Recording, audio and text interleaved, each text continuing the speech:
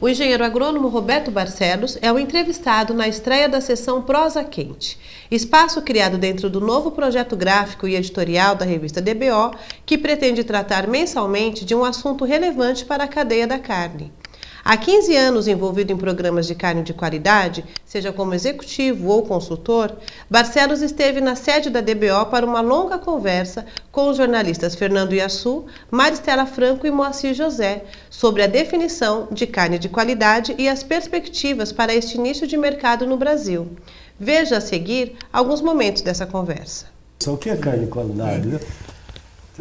Isso para geral, para o fazendeiro e para o produtor, para a indústria e para varejo e consumidor, né? O que é a carne de qualidade? Falar desse número. 44. Todos os programas de carne de qualidade, quer seja Nelore Natural, Programa Angus, Programa Erifor, Rúbia Galega, Cimental. Bom, isso representa um abate anual de 800 mil cabeças. De 40 milhões, 2%. 2. Caramba. Só que dentro desse universo de carnes certificadas, na minha concepção de qualidade, menos de 10% dessas 800 mil cabeças são aptos a serem chamados de carne de qualidade. Por quê? Porque eu sempre busquei trabalhar no pico, no topo da pirâmide. Então, eu tenho a minha visão um pouco poluída. O que significa muito isso? Muito poluída. Mas, Roberto, maciez é indiscutível para qualquer um. Bom, então vamos tentar padronizar. Certo. 90% das pessoas associam qualidade a maciez. Se eu entregar um produto macio, eu estou entregando uma característica que ela não tem no commodity. Sim. Sim. Ok. A gente saiu de um vinho de garrafão Sangue de boi. E entrou num vinho de R$30 a garrafa. Só que dentro do universo de consumidores de vinho, tem vinho de R$300 a garrafa. Esse é uma carne que não é só macia, ela tem que ser saborosa. Ela tem que ter características de personalidade, de maciez, de encorpamento, muito parecida com as carnes argentinas e uruguaias lá de trás. Porque as carnes argentinas e uruguaias de hoje não são as mesmas, não são as mesmas. Se a gente perguntar para o produtor o que é qualidade, é uma coisa. Se eu perguntar para a indústria, é outra coisa. Se eu perguntar para o varejista, é outra coisa. E para o consumidor, é outra coisa.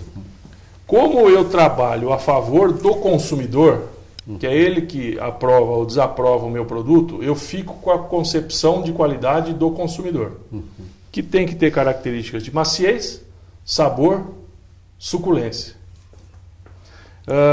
Dentro dessas três características, a principal é maciez. Dificilmente você vai ter aprovação de uma carne dura com sabor extremo. Então ela tem que ter um equilíbrio, só que a principal característica sempre vai ser maciez. Primeiro começa pela maciez. Mas, Roberto, se o consumidor, que é a pessoa que é o fim da linha, que é ele que, né, dizem sempre que é ele que manda, porque é ele que vai consumir o produto, se ele está demandando um produto macio, saboroso e com suculência, por que os outros elos têm visões diferentes? Porque não seria um conceito único para a cadeia, então, cada um com seu conceito. Porque entra dentro do conceito da qualidade intrínseca, que são essas características que eu disse, maciez, sabor, suculência, depois coloração, entra um conflito entre eficiência de produção, rendimentos industriais e tudo mais. Vamos pensar no produtor. O animal mais eficiente dentro da fazenda não é o que vai produzir a melhor carne. E ele não se importa tanto com isso.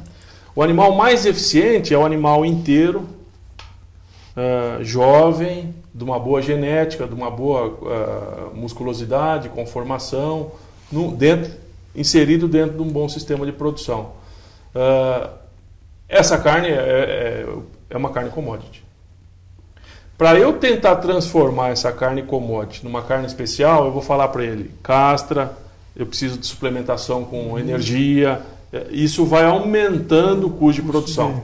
E muda o sistema dele também. Então, brincando, na hora de comprar a carne, ele quer uma carne com gordura uniforme, macia e saborosa. Na hora de produzir esse boi, ele não quer fazer isso. A indústria, qual que é o que é mais eficiente para ela? A indústria, ela tem duas contas na cabeça. Aliás, ela tem diversos departamentos dentro da indústria que elas são várias empresas dentro de uma mesma empresa. Ela tem um departamento de compra de gado com um indicador de qualidade. Qual que é o indicador dele? É colocar a arroba mais barata possível no curral do frigorífico. Arroba de quê? Não interessa. Está lá dentro e foi pago barato. Num frete barato. O abate, ele tem um indicador de qualidade que é rendimento. Quantidade de carcaças, animais abatidos por hora. E rendimento industrial. Quantos quilos de couro, quantos quilos de vísceras, quantos quilos de carne industrial e etc, etc. O abate tem outro indicador que é quantos quilos de carne foram desossadas por hora homem. O comercial tem um indicador que é velocidade de venda, com baixa inadimplência, com baixa devolução. Aí entram dois tipos de produto. O animal que dá maior eficiência é o animal magro e que vai produzir uma carne inferior. Então, isso é a indústria. A indústria ela precisa definir uma questão, rendimento. Certo. Ela precisa de rendimento para sobreviver. Baixa ociosidade. Aí eu vou pensar vou pensar no varejista. O Wagner do Pão de Açúcar fez uma palestra há pouco tempo atrás dizendo o seguinte, que teve um determinado ano que ele jogou fora 100 toneladas de gordura. Nossa! Que ele comprou como carne e foi limpo no ponto de venda. E ele jogou fora. Ele jogou fora. E a mãe? Então o que eles querem? Eles não querem uma carcaça gorda. Por quê? Para diminuir a perda no ponto de venda. Tanto é que a maior comprovação disso é eles terem lançado o programa TAEC. Sim, mas é justamente por causa que é o TAEC que uma das exigências é que seja carne magra, né? Mas isso é o Pão de Açúcar. Não. Todos pensariam... Todos pensam assim. Tanto é que muitos varejistas vão até o frigorífico e olham uma carcaça com acabamento uniforme, eles têm um pouco de restrição, porque eles já têm na conta, na cabeça deles, a quantidade de perda que eles vão ter no ponto de venda. Quer dizer, o consumidor não quer a carne gorda, então. O consumidor quer, só que ele quer uma carne gorda limpa, baseada na expectativa desse consumidor, que quer pagar mais por isso, ele coloca algumas exigências. Qual que é o animal ideal para o consumidor? Jovem, castrado, bem acabado, com bom nível de marmoreio, saboroso, macio e etc, etc. Então esse é o produto a ser conquistado. Só que esse produto custa caro produzir pelo produtor. É um animal com baixo rendimento industrial. Um macho inteiro vai da carcaça já resfriada, transforma 75% é carne.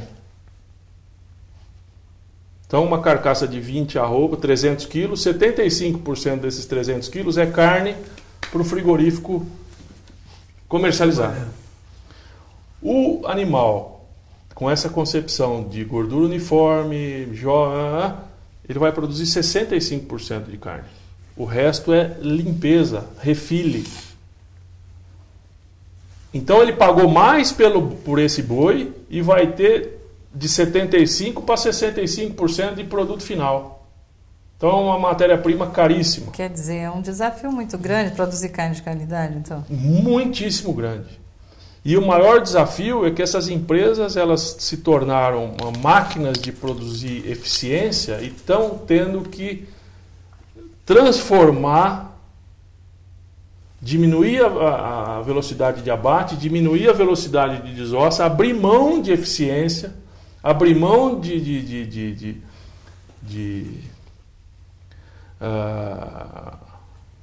rendimento industrial a favor de um produto que precisa ser melhor trabalhado, mais limpo, etc, etc. Eles estão indo nesse sentido? Eles estão indo nesse sentido, mas muitos vão e tentam transformar e ganhar eficiência, aí que começam os grandes problemas das grandes empresas nesse segmento. As grandes empresas... Os grandes frigoríficos. Então o pecuarista sabe que produzir isso é caro. Eu vi um dado americano uma vez e isso eu já percebi aqui no Brasil também. Se a gente faz conta,